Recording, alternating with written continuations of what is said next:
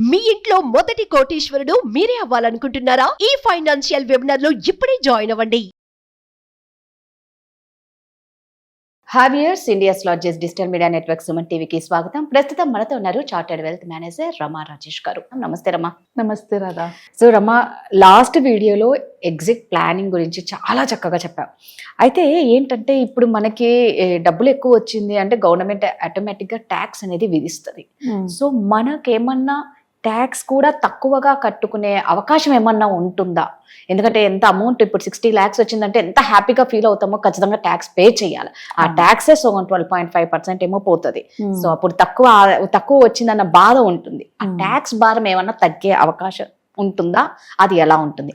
అయితే ఈ టాపిక్ చెప్పే ముందు రమ వెబినార్ క్లాసెస్ స్టార్ట్ చేస్తున్నారండి. సో ఆ వెబినార్ క్లాసెస్లో ఏమేమి ఉంటాయి, ఎప్పటి నుంచి స్టార్ట్ అనేది డీటెయిల్గా మా వ్యూయర్స్కి ఒక్కసారి చెప్పి స్టార్ట్ చేయి. ఫస్ట్ ట్యాక్స్ గురించి మాట్లాడాలంటే ఇది ఎగ్జిట్ ప్లాన్ లోకే వస్తుంది. బట్ దానికన్నా ముందు మీరు అన్నట్లు మన వెబినార్ లోని ఫస్ట్ మనం తెలుసుకోవాల్సింది ఇన్వెస్ట్మెంట్ ప్లానింగ్. దాన్ని ఎలా ప్లాన్ చేసుకోవాలి అంటే ఫైనాన్షియల్ ప్లానింగ్ లోని 5 different కాంపోనెంట్స్ ఉంటాయి.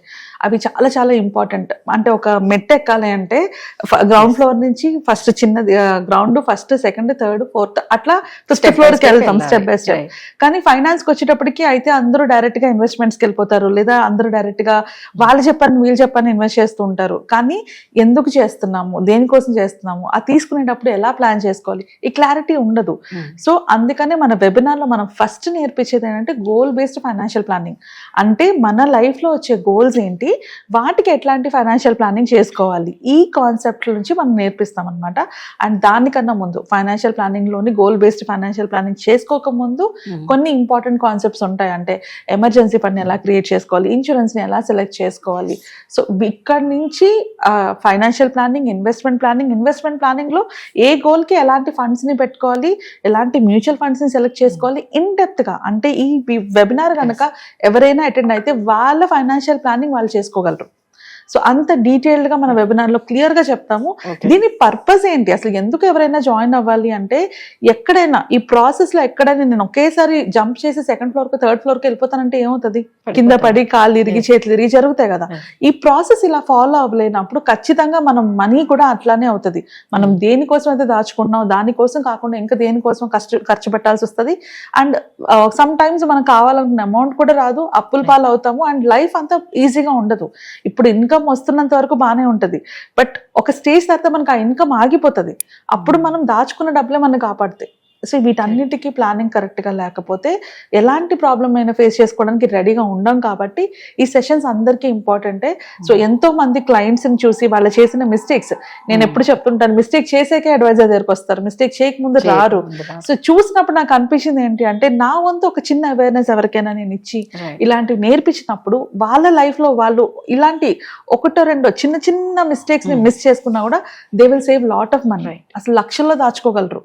సో చాలాసార్లు ఒక రాంగ్ ఇన్సూరెన్స్ ప్రోడక్ట్ వల్ల లక్షలు కట్టిన వాళ్ళు ఉన్నారు, ఒక రాంగ్ ఇన్వెస్ట్మెంట్ ప్రోడక్ట్ వల్ల లక్షలు నష్టపోయిన వాళ్ళు ఉన్నారు.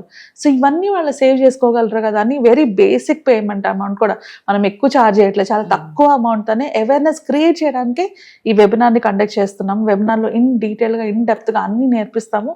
సో ఇంట్రెస్ట్ ఉన్న వాళ్ళు ప్రతి ఒక్కరు కూడా ఈ వీకెండ్, అది 12th నుంచి 14th వరకు జరుగుతుంది, సాటర్డే టు మండే ఈవినింగ్ టైంలో ఉంటుంది 7 to 9. కంపల్సరీగా రిజిస్టర్ చేసుకొని జాయిన్ అవ్వండి. ఇది ప్రతి ఒక్కరికి అవసరం. ఎందుకంటే ఏ కాలేజ్లోని, స్కూల్లోని, ఆఫీస్లోని ఎక్కడ కూడా, ఈవెన్ మన ఇంట్లో కూడా మనకు నేర్పించే మనకి తెలియదు కాబట్టే మనం మిస్టేక్స్ చేస్తున్నాం, తెలిసి ఎవరు తప్పులు చేయాలి. సో అది తెలుసుకోవడం ఎలాగా, ఒకవేళ మీరు ఎవరైనా అడ్వైజర్ దగ్గరికి వెళ్ళాం, మీ ఫ్రెండ్స్ చెప్పినా కూడా వాళ్ళు చెప్తుంది కరెక్టా కదా అని మీకు తెలియాలి కదా. అలా తెలియాలనే ఈ నాలెడ్జ్ అంతే చాలా ఇంపార్టెంట్. సో ఖచ్చితంగా రిజిస్టర్ అవ్వండి, రిజిస్టర్ అయ్యి వెబినార్లో జాయిన్ అవ్వండి. నేను అక్కడ ఇంకా డీటెయిల్డ్గా ఇన్డెప్త్గా మీకు క్లియర్గా అన్ని ఎక్స్ప్లెయిన్ చేస్తాను. కమింగ్ టు ద టాపిక్, ఇప్పుడు మన టాపిక్ వచ్చేటప్పటికి ఎగ్జిట్ ప్లాన్లోని ఇంపార్టెంట్ ప్లాన్ ఏంటి అంటే ట్యాక్స్ ప్లానింగ్. సో మనం ట్యాక్స్ ప్లానింగ్ కూడా ప్రాపర్గా ఇన్వెస్ట్మెంట్ స్టార్ట్ చేసిన దగ్గర నుంచి చేసుకోగలిగితే మనము అంటే మీరు అన్నట్లు ఒకేసారి 60 లక్షలు 50 లక్షలు ప్రాఫిట్లు తీసుకోవాల్సి వచ్చినప్పుడు అంతంత ట్యాక్స్ కట్టకుండా మనం సేవ్ చేసుకోవచ్చు. ఈ ప్రాసెస్ నే ట్యాక్స్ హార్వెస్టింగ్ అంటారనమాట. సో ట్యాక్స్ హార్వెస్టింగ్ అంటే ఏంటి, ప్రతి సంవత్సరం కూడా మనకు వచ్చిన ప్రాఫిట్స్ లోని గవర్నమెంట్ ఒక రూల్ ఇచ్చింది, అంటే మనకు వచ్చిన ప్రాఫిట్ లోని 1.25 lakhs వరకు కూడా మనం ట్యాక్స్ బెనిఫిట్ పొందొచ్చు. సో ట్యాక్స్ హార్వెస్టింగ్ లో ఏం చేస్తామంటే ప్రతి సంవత్సరం కూడా వచ్చిన ప్రాఫిట్ లోంచి ఒకవేళ 5 లక్షలు నేను ఇన్వెస్ట్ చేశాను, అది ఇప్పుడు 6.5 లక్షలు అయింది, 6,25,000 అయింది అనుకో, ఆ 1.25 lakhs నేను బుక్ చేసుకుంటాను అనమాట. బుక్ చేసుకుంటే నాకు అది మొత్తం అంటే అక్కడ ట్యాక్స్ పడదు కదా ఇంక సంవత్సరం. సో నెక్స్ట్ ఇయర్ కి 6.25 నాకు నా ఇనిషియల్ ఇన్వెస్ట్మెంట్ అయిపోతుంది. ఇలా ప్లాన్ చేసుకోవచ్చు, బట్ ఇది ఒక ప్రాపర్ పద్ధతిలో చేయాలి. ఇంకా క్లియర్ గా దాని గురించి చెప్పే ముందు అసలు ఇది ఎలా వచ్చింది అంటే చిన్న బ్యాక్గ్రౌండ్ తెలుసుకుందాము. సో 2004-2005 ఆ పీరియడ్ లో అంటే అప్పటి మన ఫైనాన్షియల్ మినిస్టర్ ఎవరైతే ఉన్నారో ఆయన ఒక అంటే జనాల్లోని ఇన్వెస్ట్మెంట్ మీద అవగాహన పెంచడానికి, లాంగ్ టర్మ్ ఇన్వెస్ట్మెంట్ అన్న ఒక హ్యాబిట్ ని క్రియేట్ చేయడానికి, మ్యూచువల్ ఫండ్స్ లోని స్టార్ట్ చేయడానికి ఒక మంచి రూల్ తో వచ్చారనమాట. అంటే మీరు ఏదైనా లాంగ్ టర్మ్ ఇన్వెస్ట్ చేస్తే దాని మీద 0 ట్యాక్స్ అని. సో అంతవరకు కూడా మ్యూచువల్ ఫండ్స్ ఉన్నా కూడా పెద్దగా జనాలు దాని మీద ఎక్కువ ఇంట్రెస్ట్ చూపించలేదు. ఇప్పట్లా సోషల్ మీడియా అప్పుడు లేదు కదా. సో అందుకని మీరు ఏదైనా లాంగ్ టర్మ్ కోసం ఇన్వెస్ట్ చేస్తే దాని మీద అసలు ట్యాక్స్ పే చేయక్కర్లేదు అన్న పాయింట్ లో నుంచి చాలా మంది ఆ లాంగ్ టర్మ్ ఇన్వెస్ట్మెంట్స్ అంటే ఏంటి అని సర్చ్ చేయడం మొదలుపెట్టి అట్లా ఇన్వెస్ట్మెంట్ స్టార్ట్ చేసి ఇటు రియల్ ఎస్టేట్ అయినా అటు మ్యూచువల్ ఫండ్స్ అయినా ఇవన్నీ కూడా అలా ఇన్వెస్ట్ చేసుకున్న ప్రోడక్ట్సే అనమాట. ఇది ఎంతవరకు బాగానే ఉంది అంటే 2018 వరకు ఎవరైతే ఇన్వెస్ట్ చేశారో వాళ్ళ ప్రాఫిట్స్ పొందుతూనే ఉన్నారు. 2018కి వచ్చేటప్పటికి ఓన్లీ మ్యూచువల్ ఫండ్స్ లోనే 1,60,000 కోట్ల వరకు లాంగ్ టర్మ్ గెయిన్స్ వచ్చాయన్నమాట. సో గవర్నమెంట్ కి ఇక్కడ ఒక పెద్ద కనిపించింది, అంటే ఇన్వెస్ట్మెంట్ అంటే ఒక అర్నింగ్ ఆపర్చునిటీ కనిపించింది.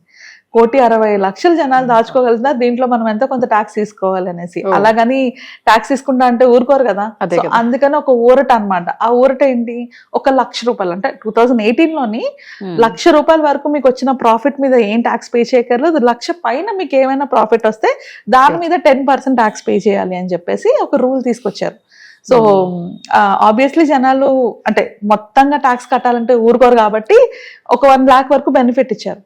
దీంట్లోంచి చాలా మంది తెలుసుకున్న ఒక కనిపెట్టిన కాన్సెప్ట్, ఇప్పుడు ప్రాఫిట్స్ వస్తున్నాయి, నేను టాక్సెస్ కూడా అంత కట్టకుండా నేను ఏం చేయొచ్చు అంటే అందులో ఉన్న చిన్న లూప్ హోల్ ఏంటి, అప్ టు 1 lakh వరకు మనకు వచ్చిన ప్రాఫిట్ ని మనం ట్యాక్స్ పే చేయక్కర్లేదు కదా. సో వీళ్ళు ఏం చేయడం మొదలు పెట్టారంటే ట్యాక్స్ ని మనము ఆ 1 lakh వరకు ప్రాఫిట్ ని బుక్ చేసేసుకుంటే ఆ సంవత్సరం ₹1,00,000 ట్యాక్స్ కట్టాము. ఆ ₹1,00,000 10% అంటే 10,000 రూపీస్ ట్యాక్స్ కట్టాం. అంటే 10,000 మనం సేవ్ చేసుకుంటున్నాం. మన ట్యాక్స్ మొత్తం అమౌంట్ కట్టడం 10,000 సేవ్ చేసుకుంటున్నాం. అట్లా మనం సేవ్ చేసుకోవచ్చు. ఇప్పుడు ఈ ఫైనాన్షియల్ ఇయర్ లోని రూల్ ఏంటి అంటే 1,25,000 వరకు బెనిఫిట్ ఉంది, ట్యాక్స్ బెనిఫిట్.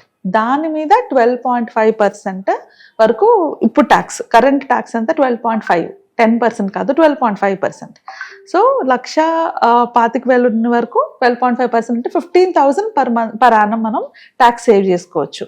సో ఎవరైతే ఇన్వెస్ట్మెంట్స్ చేస్తుంటారో వాళ్ళు ఎలా ప్లాన్ చేసుకోవచ్చు అంటే ఈ ఇయర్ నేను ఇన్వెస్ట్ చేశాను, ఈ ఇయర్ లో నాకు ఒక ప్రాఫిట్స్ వచ్చాయి అనుకో, 1,00,000, 2 లక్షలు రావచ్చు, 3 లక్షలు రావచ్చు. ఆ ప్రాఫిట్ లో నేను 1,25,000 బుక్ చేసేసుకుంటాను. బుక్ చేయడం అంటే ఏంటి, మనకి 2 types ఆఫ్ ప్రాఫిట్ ఉంటాయి. ఒకటి రియలైజ్డ్ ప్రాఫిట్, ఇంకోటి అన్రియలైజ్డ్ ప్రాఫిట్. రియలైజ్డ్ ప్రాఫిట్ అంటే ఏంటి అంటే నేను నా అకౌంట్ లో చూపిస్తుంది నేను ఇన్వెస్ట్ చేసిన మ్యూచువల్ ఫండ్ 2 లక్షలు, దాన్ని ఇప్పుడు వాల్యూ 3 లక్షలు అనేసి. ఇప్పుడు నేను ఆ అమౌంట్ ని అంటే ఆ యూనిట్స్ ని అమ్మేశాను అనుకో, అప్పుడు అది రియలైజ్డ్ ప్రాఫిట్. అంటే నేను తీసేసుకున్నట్టు ఆ ప్రాఫిట్, అది నా అకౌంట్ లో ఉన్నంత వరకు అది నేను తీసుకోలేదు, నేను బుక్ చేయలేదు. సో అది అన్రియలైజ్డ్ ప్రాఫిట్. సో మనం ఇప్పుడు ఏం చేయొచ్చు అంటే మనం ఇట్లా ఈ ఎగ్జిట్ ప్లాన్ లో ట్యాక్స్ సేవింగ్ వచ్చినప్పుడు ఏం చేసుకోవచ్చు అంటే మనం ఒక 1.5 year అంటే 1 year లో మళ్ళీ ఎగ్జిట్ లోడ్ పడుతుంది మనకి.